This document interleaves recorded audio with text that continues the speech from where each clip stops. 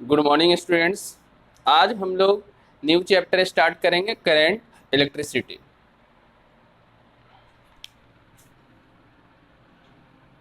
Current electricity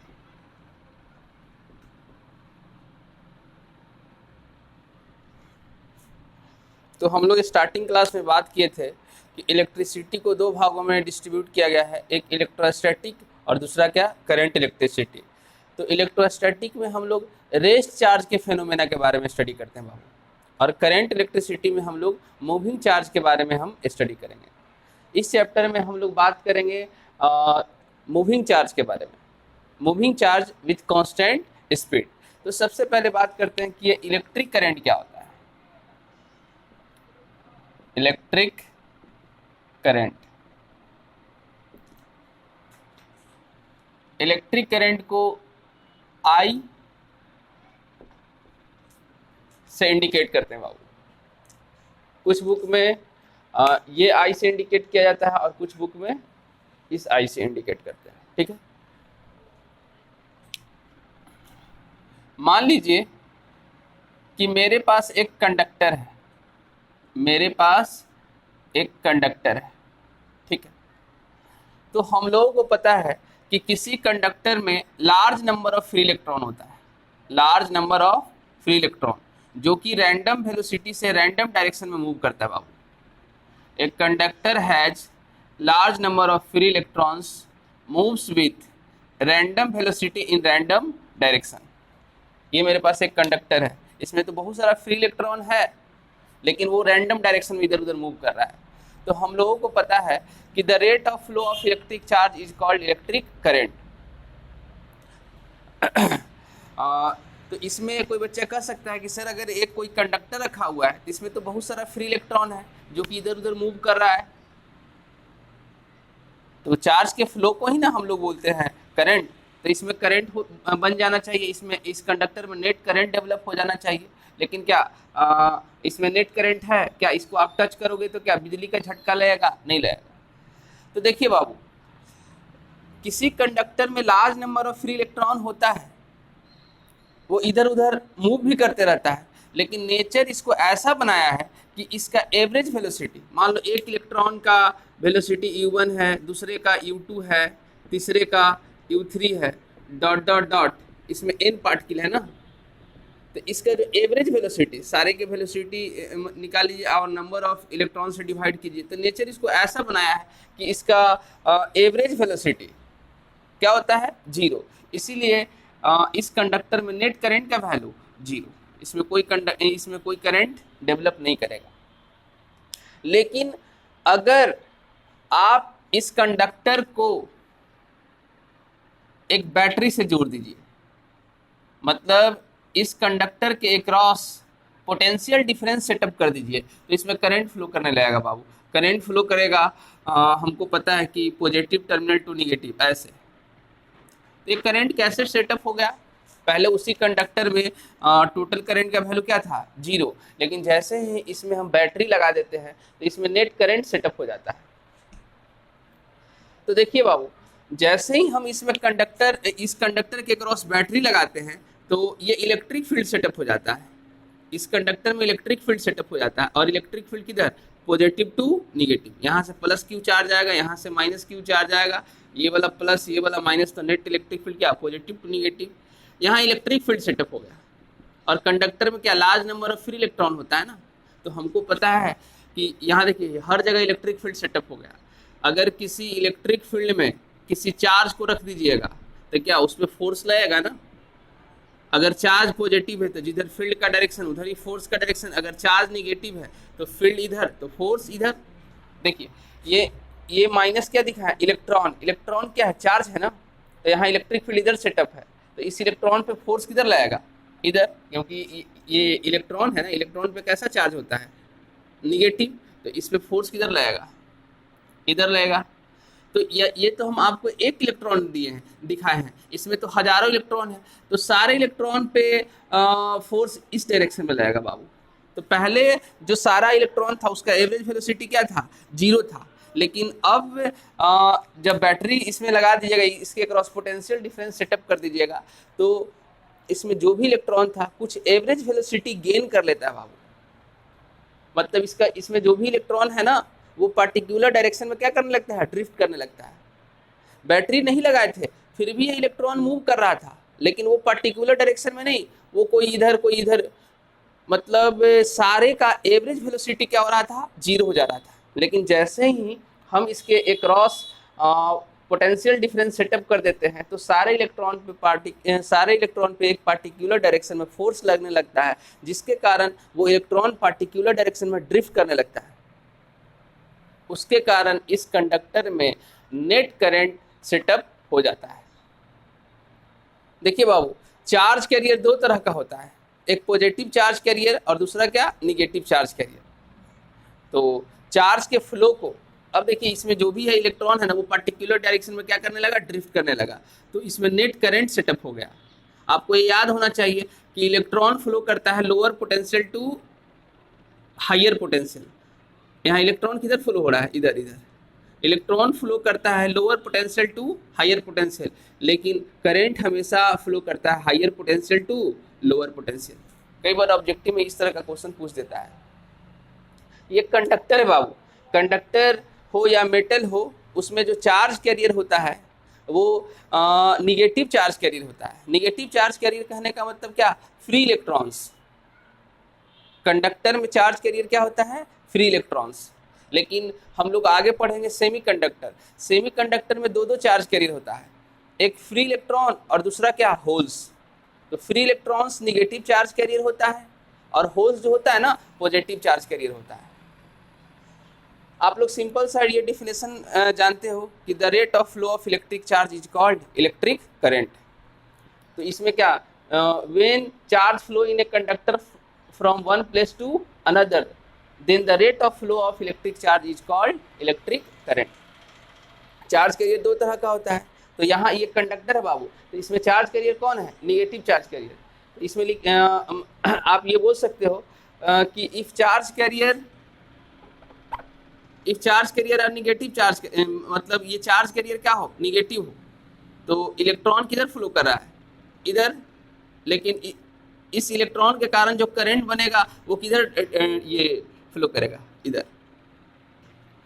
if moving charges are negative, then the direction of current is opposite to the direction of motion of charge. Electron इस direction में flow कर रहा है बाबू, लेकिन current किधर flow कर रहा है, इधर। लेकिन अगर पॉजिटिव चार्ज कैरियर होगा, तो पॉजिटिव चार्ज कैरियर अगर इधर फ्लो करेगा, तो उसके कारण जो करंट बनेगा उधर ही बनेगा।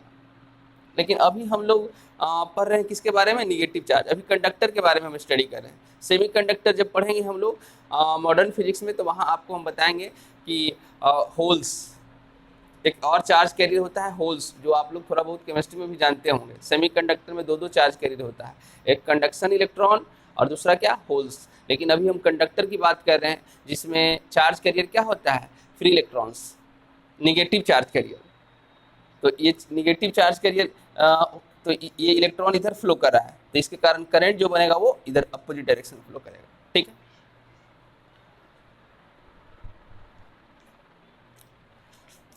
हमेशा ये बात याद रखिएगा, if moving charges are negative, then the direction of current is opposite to the direction of motion of charges, और if moving charges are positive, then the direction of current is in the direction of motion of charge। अब देखिए बाबू, मान लीजिए कि इस conductor में let delta Q amount of charge passing through an area in time delta T. समझे, मतलब ये जो क्रॉस सेक्शनल एरिया है कंडक्टर का, इसे हम एज्यूम कर लेते हैं कि डेल्टा क्यू चार्ज कितना समय में पास करता है, डेल्टा टी समय में। तो इससे एवरेज करंट हमको निकालना है। The average current through this, then the average current through this area is given by, मान लीजिए इस क्रॉस सेक्शनल एरिया से डेल्टा क्यू चार्ज कितना समय में पास करता है, डेल्टा टी समय में।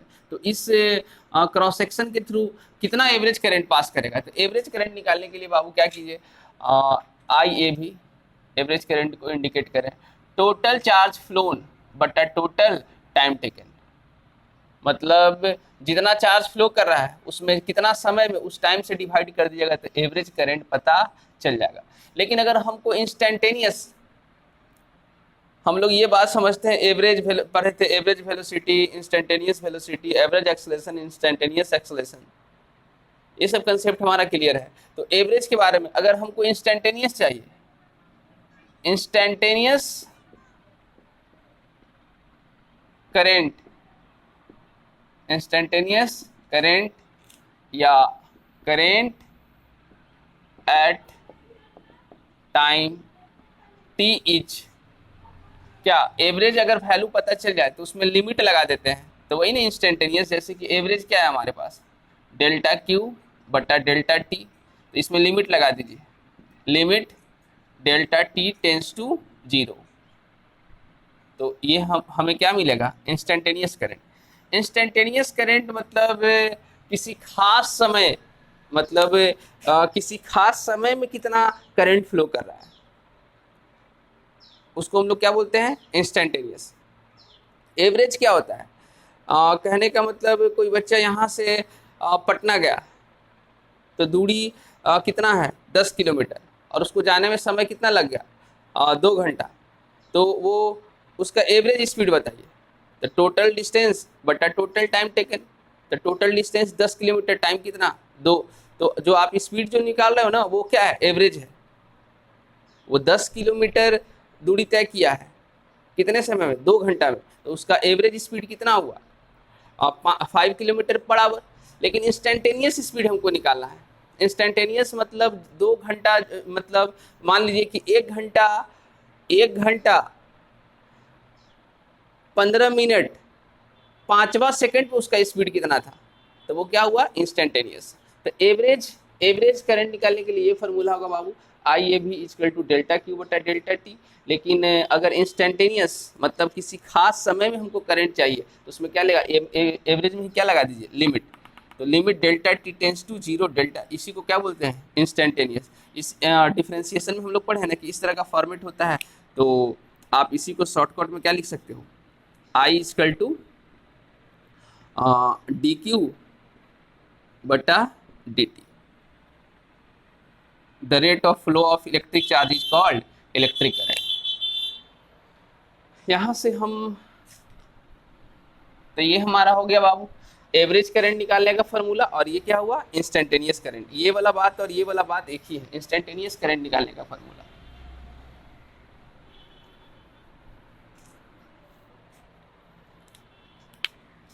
यहाँ से हम डेल्टा क्यू को रोक लीजिए, तो delta Q equal to I D T, ठीक है। तो छोटा सा समय में जो छोटा सा चार्ज फ्लो हो रहा है उसके बारे में हमको पता है, लेकिन हमको टी समय में जो चार्ज फ्लो हो रहा है उसको निकालना है। तो क्या करेंगे, इंटीग्रेटिंग करेंगे। इंटीग्रेट कीजिए, तो इंटीग्रेट कीजिएगा तो डी क्यू का इंटीग्रेशन क्या हो जाएगा, क्यू हो जाएगा। इधर इंटीग्रेट कर दीजिए आई डी टी, और समय वैरी कर रहा है 0 से लेकर क्या टी तक। तो देखिए बाबू ये चार्ज निकालने का हमारा जनरल फार्मूला हो गया, ये हमारा क्या है, जनरल फार्मूला है ना। ये चार्ज निकालने का ये फार्मूला आप तब लगाना जब करंट क्या हो, टाइम के साथ वैरी कर रहा है। लेकिन मान लीजिए कि करंट कांस्टेंट है, आप लोग तो पढ़े थे आई बराबर Q by T 10th class में, क्यू बराबर आई टी, लेकिन हम इस तरह का फॉर्मेट लिख रहे हैं, है ना। इफ आई, आप लोग 10th क्लास में जो पढ़ रहे थे ना, केवल कांस्टेंट करंट के लिए बात कर रहे थे, यहाँ हम वेरिएबल करंट के लिए भी बात कर रहे हैं। करंट वेरी भी तो करता है ना, मतलब कभी करंट बढ़ रहा है, कभी करंट क्या हो रहा है, घट रहा है, तब चार्ज निकालिए। तो फिर ये फार्मूला से आप उस क्वेश्चन को नहीं कर पाइएगा। अभी हम करेंगे यहाँ से क्वेश्चन। मान लीजिए कि इफ आई इक्वल टू क्या है जी, कांस्टेंट है, आई क्या है, कांस्टेंट, आई को बाहर कर दो तो आई और क्या डी टी, 0 से टी तक तो इंटीग्रेशन आता है ना आपको, तो डी टी का इंटीग्रेशन टी लिमिट रखिएगा तो Q equal to I T. देखिए आ गया ना वही फार्मूला जो आप लोग पढ़ रहे थे 10th क्लास में। तो यहाँ से आप क्या लिख सकते हो, आई बराबर क्यू बाई टी। तो ये फार्मूला तब लगाते हैं बाबू, ये फार्मूला तब लगता है जब करंट क्या हो, कांस्टेंट हो। लेकिन अगर करंट वेरिएबल है, करंट क्या है, वेरिएबल है, तब ये फार्मूला लगाइएगा गड़बड़ हो जाएगा, आपको ये फार्मूला लगाना पड़ेगा, ठीक है। और आप ये भी तो जानते हो चूंकि Q इजकल टू क्या होता है, एनी क्वांटाइजेशन ऑफ चार्ज, तो आप यहाँ से ऐसे भी तो लिख सकते हो I Q equal to N E बटा क्या टी। अगर मान लीजिए कोई वायर है जिससे एन, ये एन क्या है, नंबर ऑफ इलेक्ट्रॉन है, वो नंबर ऑफ इलेक्ट्रॉन का वैल्यू दिया हुआ है, टाइम दिया हुआ है, ई का वैल्यू जानते हो ना, इलेक्ट्रॉनिक चार्ज 1.6 इंटू 10⁻⁻19 कूलम, तो कितना करंट पास होगा, तो ये भी यहाँ से लगा सकते हो। तो ये हमारा करंट निकालने का फार्मूला हुआ। लेकिन ये फार्मूला तब लगाइएगा जब करंट क्या हो, कांस्टेंट हो। अगर करंट वेरिएबल हो तो चार्ज निकालने के लिए ये फार्मूला, ठीक है। और कुछ बात हम लोग याद रखेंगे, चार्ज कैसा क्वांटिटी है बाबू, फंडामेंटल क्वांटिटी है, सॉरी ये इलेक्ट्रिक करंट कैसा क्वांटिटी है, फंडामेंटल है। चार्ज के बारे में तो पहले ही हम बात किए थे, charge is a derived quantity. तो इलेक्ट्रिक करंट कैसा क्वांटिटी है, फंडामेंटल क्वांटिटी है। इसका डायमेंशन, इलेक्ट्रिक करंट का डायमेंशन क्या होता है बाबू, ए या आई।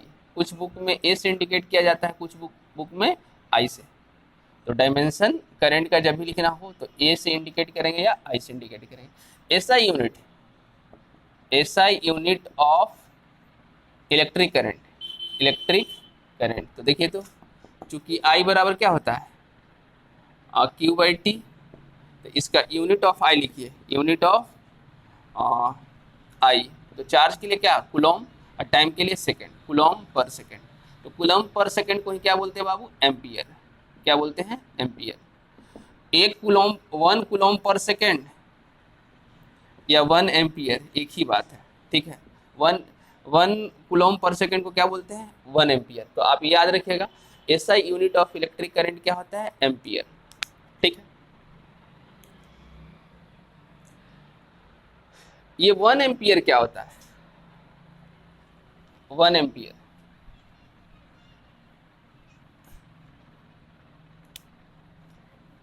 अगर कोई वायर है, अगर कोई वायर है, अगर उससे 1 कूलम चार्ज अगर 1 सेकेंड में पास करता है, 1 कूलम चार्ज 1 सेकेंड में पास करता है, तो हम कहेंगे कि क्या उससे कितना करंट पास हुआ, 1 एम्पियर, ठीक है।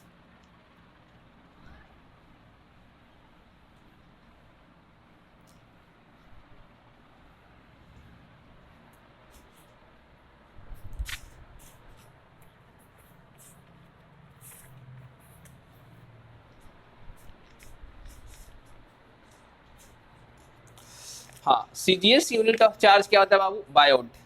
Sorry, CGS unit of electric current क्या होता है बाबू, बायोट होता है। और आप याद रखिएगा कि 1 एम्पियर इक्वल टू 1/10 बायोट, ठीक है। और मेटल्स में, मेटल्स बोलिए या कंडक्टर बोलिए, उसमें चार्ज कैरियर कौन होता है, फ्री इलेक्ट्रॉन्स, फ्री इलेक्ट्रॉन्स। और लेकिन अगर सेमीकंडक्टर, कई बार ऑब्जेक्टिव में क्वेश्चन पूछता है कि सेमीकंडक्टर में चार्ज कैरियर बताइए, तो उसमें 2 चार्ज कैरियर होता है, इलेक्ट्रॉन और साथ साथ होल्स। सेमीकंडक्टर में 2 चार्ज कैरियर्स होता है, एक इलेक्ट्रॉन्स, दूसरा क्या, होल्स। लेकिन मेटल्स बोलो या कंडक्टर बोलो, उसमें चार्ज कैरियर क्या होता है, एक होता है, वो कौन, फ्री इलेक्ट्रॉन्स, ठीक है। इसके आगे का टॉपिक है हमारा, हाँ देखिए ये फार्मूला हम लोग पढ़े, चूंकि I बराबर एन ई बाई टी, तो यहाँ से n क्या है, नंबर ऑफ इलेक्ट्रॉन है ना, तो n बराबर क्या लिख सकते हैं, आई टी बटा ई, है ना। अगर मान लीजिए किसी वायर से, कई बार ऑब्जेक्टिव में क्वेश्चन पूछता है, किसी वायर से 1 एम्पियर करंट फ्लो कर रहा है, कितना समय में, किसी वायर से करंट कितना फ्लो कर रहा है, 1 एम्पियर, कितना समय में? 1 सेकेंड से। तो करंट फ्लो कर रहा है मतलब, अगर कंडक्टर में करंट फ्लो कर रहा है मतलब वो करंट किसके कारण बनता है? Free electron. तो बताइए कि उससे कितना नंबर ऑफ फ्री इलेक्ट्रॉन पास कर रहा है? तो यहाँ आप रख दीजिए, आई का वैल्यू कितना है? 1, और टी का वैल्यू भी कितना है? 1 सेकेंड। तो ई का वैल्यू यहाँ कोई एन बराबर क्या हो जाएगा? 1/e ना, ई का वैल्यू रखिए। तो 1.6 इंटू 10⁻⁻19। ठीक है, इसको सोल्व कीजिएगा तो क्या 6.625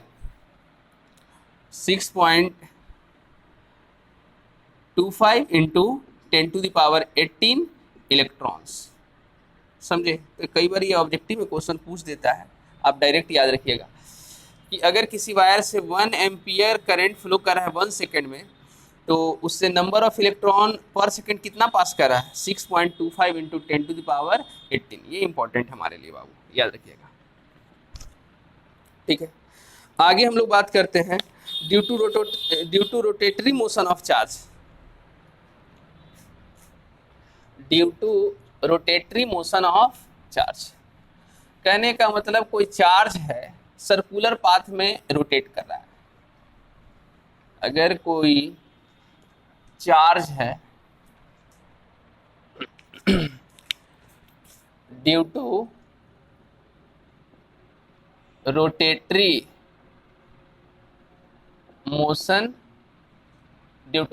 मोशन ऑफ चार्ज,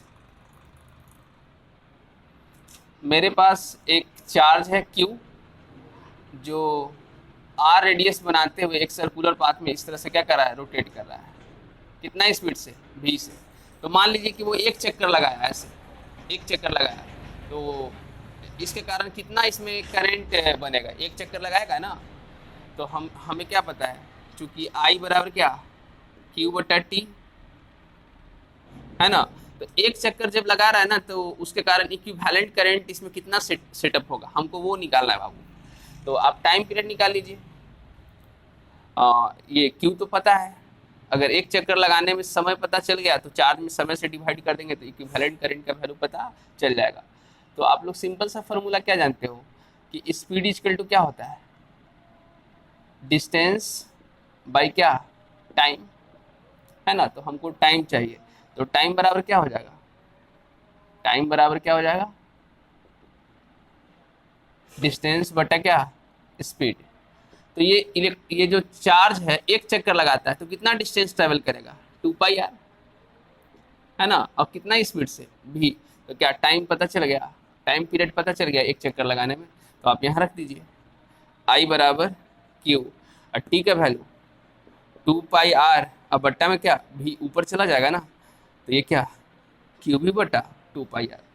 तो ये भी करंट निकालने का ये हम फार्मूला याद रखेंगे कि लेकिन कब? मान लीजिए कोई चार्ज है, वो चक्कर लगा रहा है किसी सर्कुलर पाथ में, वो चार्ज का वैल्यू दिया हुआ है, उसका स्पीड का वैल्यू दिया हुआ है, और जो सर्कुलर पाथ में मूव कर रहा है उसका रेडियस पता है, तो उसमें कितना करंट सेटअप होगा हम निकाल सकते हैं। ठीक है,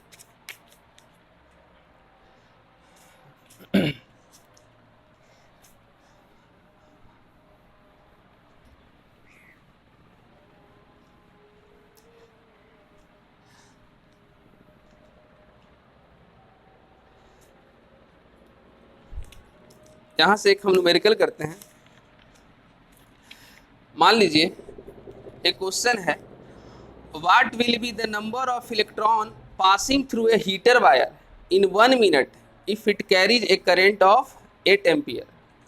कहता है कि नंबर ऑफ इलेक्ट्रॉन किसी हीटर वायर से, पहले गिवन, जो भी क्वेश्चन हम लोग करते हैं बाबू पहले गिवन लिख देते हैं। एक हीटर वायर है, ठीक है, तो कहता है कि उससे कितना नंबर ऑफ फ्री इलेक्ट्रॉन पास करेगा। तो नंबर ऑफ फ्री इलेक्ट्रॉन को क्या से इंडिकेट करते हैं? एन से। What will be the number of electron passing through a heater wire in 1 minute. Time कितना दिया हुआ है? 1 मिनट। तो 1 मिनट कहने का क्या मतलब? ऐसा यूनिट में मिनट मतलब टाइम को क्या सेकंड में इंडिकेट करते हैं, इतना सेकंड, ठीक है। और उस हीटर वायर से कितना करंट पास करता है? 8 एम्पियर। तो बताइए नंबर ऑफ इलेक्ट्रॉन। कोई हीटर वायर है, आपके घर में हीटर इस्तेमाल होता है, तो उसमें कहता है कि 8 एम्पियर करंट पास कर रहा है 1 मिनट में।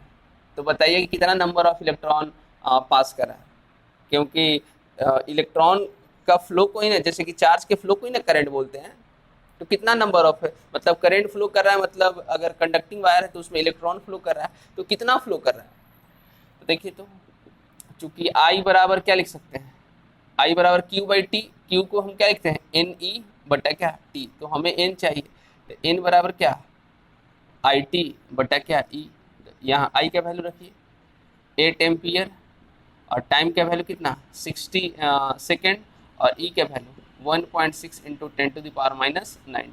तो यहाँ से आप सोल्व कर लीजिए, तो ये आ जाएगा 3 इंटू 10⁻21 इलेक्ट्रॉन्स। किसी हीटर वायर से अगर 8 एम्पियर करंट 1 मिनट में पास करता है, तो उससे नंबर ऑफ फ्री इलेक्ट्रॉन कितना पास करेगा, इतना इलेक्ट्रॉन्स। ठीक है, चलिए एक क्वेश्चन और करते हैं।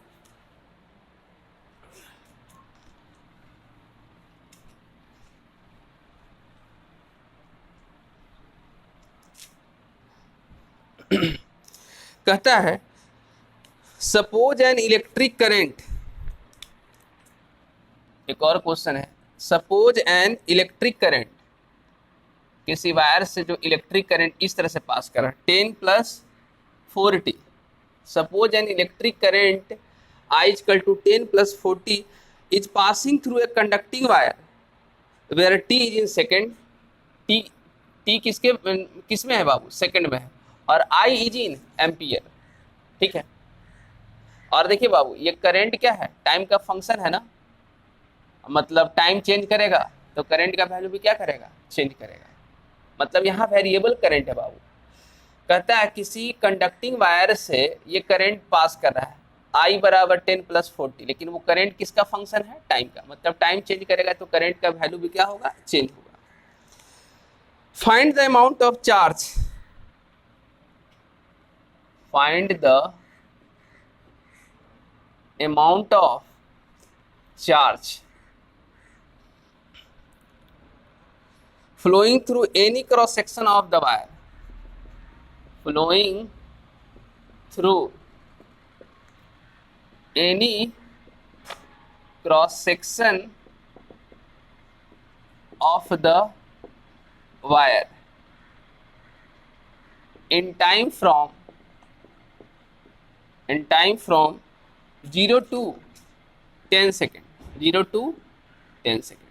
ठीक है, क्वेश्चन हम लोग समझ गए कि अगर मेरे पास एक कोई वायर है, मेरे पास कोई वायर है जिससे करंट, ये इतना करंट फ्लो कर रहा है 10 + 40, ठीक है, तो करंट फ्लो कर रहा है मतलब चार्ज फ्लो कर रहा है, चार्ज के फ्लो को ही हम लोग क्या बोलते हैं, करंट बोलते हैं। तो कहता है कि बताइए कि कितना चार्ज उस क्रॉस सेक्शन, उसके कोई भी क्रॉस सेक्शन से पास करेगा, कितना समय में, 0 से, मतलब शुरू में समय 0 है और फाइनल टाइम कितना हो रहा है, 10 सेकेंड। तो क्या आप चार्ज निकालने के लिए ये फॉर्मूला लगा दीजिएगा क्या, Q = IT, है ना, टाइम दिया हुआ है, करंट। आप ये फार्मूला नहीं लगा सकते बाबू, ये फार्मूला आप लोग 10th में पढ़े थे, ये फार्मूला के लिए कंडीशन है, ये फार्मूला तब लगा सकते हो जब करंट क्या हो, कांस्टेंट हो। तो करंट क्या यहाँ वेरिएबल है ना, करंट किसका फंक्शन है, टाइम का, तो आप जनरल फार्मूला लगाओगे Q बराबर IDT। देखिए ये इंटीग्रेशन के अंदर है ना, मतलब ये क्या है, वेरिएबल है, तो ये फार्मूला हम लगाएंगे। इस न्यूमेरिकल को बनाने के लिए हम ये फार्मूला लगाएंगे जनरल चार्ज का, क्योंकि यहाँ करंट क्या है बाबू, वेरिएबल है। तो देखिए, तो चूंकि Q = IDT 0 से लेकर T तक, ये फार्मूला है। तो I का वैल्यू हमको पता है ना, I का वैल्यू कितना दिया हुआ है, 10 + 4t इंटू क्या dt। यहाँ देखिए वेरिएबल कौन है, टाइम, और टाइम कहाँ से वेरी कर रहा है, 0 से लेकर 10 तक ना, दिया हुआ है क्वेश्चन में ना। अब देखिए इंटीग्रेशन हम लोगों को आता है, इसको तोड़ दीजिए, तो ये क्या हो जाएगा, इंटीग्रेशन 10 dt 0 से लेकर 10 तक, यहाँ क्या हो जाएगा, 4t dt 0 से लेकर 10 तक। लेकिन यहाँ कांस्टेंट है ना, इंटीग्रेशन किसका होता है, वेरिएबल का, 10 बाहर आएगा, dt जीरो से लेकर 10 तक, और यहाँ क्या 4 इंटीग्रेशन किसका होगा टी डी टी, जीरो से लेकर कहाँ तक 10 तक। ठीक है, अब देखिए तो इंटीग्रेट कर दीजिए।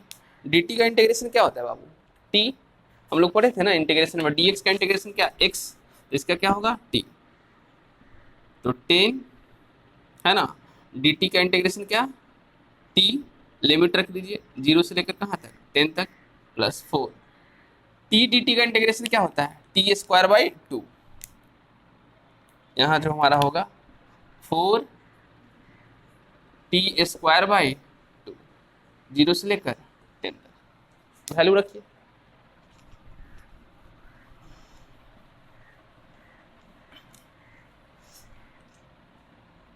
Q इजकल टू 10, यहाँ लिमिट रखिए, वेरिएबल टी है ना, upper limit minus lower limit, 10 minus 0 plus ये 2 बाहर आएगा ना, उसके बाद लिमिट रखेंगे, तो ये 4/2 और लिमिट रखिए टी स्क्वायर, टी की जगह पे क्या रखिए 10, तो 10 का स्क्वायर कितना हो जाएगा 100, 100 माइनस 0 तो क्या हो जाएगा ये 2, ये कितना हो गया बाबू 100 ना, 100 और प्लस क्या 2 इंटू 100 200, तो ये कितना हो गया हमारा 300 कूलम। ठीक है, अब हम लोग बात करते हैं ग्राफ। कई बार कॉम्पिटिटिव एग्जाम में ग्राफ से भी क्वेश्चन पूछता है बाबू, तो हम लोग काइनेमेटिक्स में ग्राफ पढ़े हैं, ग्राफ का नेचर भी पढ़े हैं, तो अब हम बात करते हैं IT graph. IT graph current between I and T, sorry graph between I and T, graph between I and T, मतलब इधर हम टाइम को एक्स एक्सिस के लॉन्ग इंडिकेट कर दे रहे हैं और वाई एक्सिस के लॉन्ग करंट को इंडिकेट कर रहे हैं। करंट यहाँ करंट जो है ना बाबू फंक्शन है किसका टाइम का, मतलब टाइम चेंज करेगा तो करंट का वैल्यू भी क्या करेगा चेंज करेगा, इस तरह से करंट क्या कर रहा है वेरी कर रहा है। ठीक है, तो हम क्या करेंगे ग्राफ से भी क्वेश्चन हम कर सकते हैं, जैसे कि कैसे हम लोग पढ़ते थे कि v equal to S by T, अगर डिस्प्लेसमेंट टाइम ग्राफ दिया हुआ है आप निकालोगे स्लोप तो निकल जाएगा क्या वेलोसिटी, तो और यहाँ से s बराबर क्या वी टी, अगर वेलोसिटी टाइम ग्राफ दिया हुआ है, वेलोसिटी टाइम ग्राफ दिया हुआ है तो आप निकालोगे एरिया निकल जाएगा डिस्प्लेसमेंट, ये सब हमको आइडिया है। तो यहाँ पर देखिए ना बाबू आई बराबर क्या होता है क्यू बाई टी, अगर क्यू टी ग्राफ दिया हुआ है तो निकालोगे स्लोप निकल जाएगा क्या करंट, यहाँ से क्यू बराबर क्या I T, Q equal to I T, Q equal to I T.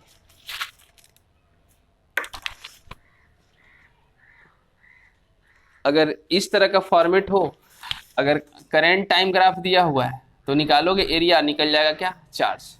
तो हम क्या करते हैं ना कि अगर इस तरह का ग्राफ हो तो पहले हम छोटा सा टुकड़ा काटते हैं, है ना, ये मतलब ये करंट जो वैरी कर रहा है इस तरह से, ये जो है ना टाइम है,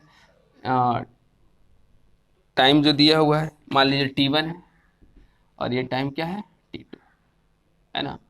तो पहले हम इस ये जो एरिया, ये जो कर्व है, ये जो आप देख रहे हो ना, ये ग्राफ देख रहे हो ना कर्व, तो अगर आप ये एक्स एक्सिस और ये कर्व के नीचे का एरिया निकालोगे ना तो क्या पता चल जाएगा, पता चल जाएगा चार्ज, क्या पता चल जाएगा चार्ज। तो पहले हम इस एक छोटा सा स्ट्रिप काट लेते हैं, मान लीजिए कि ये जो करंट है इस समय इसमें करंट कितना है आई है, ये करंट को इंडिकेट कर रहा है ना, ये छोटा सा टाइम इंटरवल क्या है डी टी है। तो एरिया ऑफ द स्ट्रिप मतलब इसका एरिया निकालिए, एरिया ऑफ द स्ट्रिप जो पट्टी काटे हैं उसका एरिया, तो एरिया निकालने का क्या फॉर्मूला होता है लेंथ इनटू ब्रेथ, तो क्या आई डी टी ना, लेकिन हमको total area under the curve चाहिए, मतलब so total area under the curve, so total area under the curve. तो क्या करेंगे, इसी को इंटीग्रेट कर देंगे ना, आई डी टी, है ना। और ये करंट कहाँ से वैरी कर रहा है, T1 से लेकर, सॉरी टाइम कहाँ से वैरी कर ये, हाँ टाइम वैरी कर रहा है T1 से लेकर T2 तक। तो ये क्या निकल गया, एरिया ना। तो देखो बाबू, आप निकालोगे इसके अंदर का टोटल एरिया, ये कर्व और एक्स एक्सिस के बीच के एरिया निकालोगे और निकल जाएगा चार्ज। यही ना होता है चार्ज निकालने का भी फार्मूला पढ़े थे ना, Q equal to I D T. वहाँ टाइम वेरी कर रहा था 0 से लेकर T तक, और यहाँ टाइम वेरी कर रहा है T1 से लेकर T2 तक। अगर मान लीजिए कि हम सिंपल से एक वर्ड में बोल रहे हैं, अगर इस तरह का ग्राफ दिया हुआ है, करंट और टाइम ग्राफ दिया हुआ है, और तो तुम निकालोगे वो उस कर्व के अंदर का एरिया, निकल जाएगा चार्ज। आप नोट में ये बात याद रखना कि मतलब यहाँ नीचे हम जो पीडीएफ भेजे हैं उसमें लिख दिए हैं कि which gives total charge flowing through the conductor, जो बतलाता है कि उस कंडक्टर से कितना चार्ज फ्लो कर रहा है। तो अगर आपके पास आईटी ग्राफ दिया हुआ है, चार्ज इक्वल टू, आप याद रखिएगा, charge equal to area under IT graph, area under IT graph, ठीक है। अगर आईटी ग्राफ दिया हुआ है, ये आईटी ग्राफ है ना, इधर आई है इधर टी है, तो इसके ये एरिया, अगर आप ये पूरा एरिया निकालने में कामयाब हुए ना, तो वही क्या बतलाएगा, चार्ज। चलिए यहाँ से एक क्वेश्चन करते हैं तो क्लियर हो जाएगा। मान लीजिए एक क्वेश्चन है, इस तरह का क्वेश्चन है, ठीक है। इस तरह से करंट फ्लो कर रहा है, पहले करंट बढ़ रहा है, फिर करंट क्या है, कांस्टेंट है, फिर करंट क्या हो रहा है, घट रहा है। पहले ये करंट बढ़ा कितना, 0 से लेकर कहाँ तक, 2 सेकंड तक। फिर ये 4 सेकंड तक करंट क्या रहा, कांस्टेंट रहा बाबू। ये सब ग्राफ हम लोग काइनेमेटिक्स में पढ़े। और ये फाइनली ये करंट यहाँ आ गया, 0 हो गया, कब, जब समय कितना हो गया, 6 सेकंड। और इधर करंट का ग्राफ है, इधर आई है, ये किस में दिया हुआ है, एम्पियर में दिया हुआ है। और टाइम किस में, ये टाइम ग्राफ है, ये टाइम किस में दिया हुआ है, इन सेकंड में, ठीक है। हमसे ये क्वेश्चन, ये ग्राफ दे दिया। पहले, इससे पहले क्वेश्चन क्या कर रहे थे, करंट दिया हुआ था 10 + 40 और टाइम दिया हुआ था 0 से लेकर कहाँ तक, 10 तक, तो फार्मूला लगा दिए थे। लेकिन यहाँ देखिए ना, ग्राफ दिया हुआ है, हमसे कहता है ना कि find the total charge phloem through the cross section, find the total charge phloem through the cross section in time from 0 to 6 second, 0 to 6 second. मतलब देखिए ये करंट है ना, पहले करंट 0 से लेकर 2 सेकंड तक बढ़ा, फिर कांस्टेंट है, फिर घट के गया, है ना। तो करंट फ्लो कर रहा है, मतलब क्या, चार्ज फ्लो कर रहा है। और यहाँ दिया हुआ ये वाला कितना है, 5 एम्पियर, ये क्या है, 5 एम्पियर। तो इस दरमियान टोटल चार्ज निकालिए, एक ग्राफ दिया हुआ है ना। तो अभी हम क्या बोले कि अगर ये आईटी ग्राफ दिया हुआ, ये आई है, ये है, तो एरिया अंडर आईटी ग्राफ, ये जो दिखाई दे रहा है ना, आप निकालोगे एरिया और निकल जाएगा क्या, चार्ज। तो निकाल दो, मतलब charge equal to area under IT graph. ये आपको दिखाई दे रहा है, ये क्या है, ट्राइंगल है ना जी, ट्राइंगल। तो इसका पहले एरिया निकाल दो, फिर इसका ये रेक्टेंगल का एरिया निकाल दो, फिर ट्राइंगल जोड़ दोगे, तो टोटल एरिया जो निकाल लोगे ना, तो वही किसका वैल्यू बताएगा, चार्ज का। तो इसका एरिया निकालो, तो 1/2 बेस इनटू हाइट कितना है, 5 ना। ये जो ट्राइंगल है इसका निकाल दिए एरिया, अब इसका निकाल दो, इसका। तो एरिया क्या, रेक्टेंगल है, लेंथ इनटू ब्रेथ। तो लेंथ कितना है जी, ये 2 ही है ना, और ये कितना है, 5। यहाँ से ना 4 है, हमको यहाँ से चाहिए, तो 2 × 5 लेंथ इनटू ब्रेथ प्लस। अब ये ट्राइंगल का एरिया निकालो, ये वाला का, तो 1/2 बेस, बेस कितना है 2 और हाइट कितना है 5। तो देखो तो ये कट गया, ये कट रहा है, तो कितना हो गया 5 प्लस 10 अब प्लस 5 कितना 20 कूलम। चार्ज पता चल गया ना जी। तो निकाले एरिया, निकल गया चार्ज। तो आप याद रखिएगा कि अगर इस तरह का क्वेश्चन हो, आई और टी के बीच ग्राफ दिया हुआ है, तो निकालोगे निकालोगे एरिया, निकल जाएगा चार्ज। तो इस लेक्चर में इतना ही, धन्यवाद।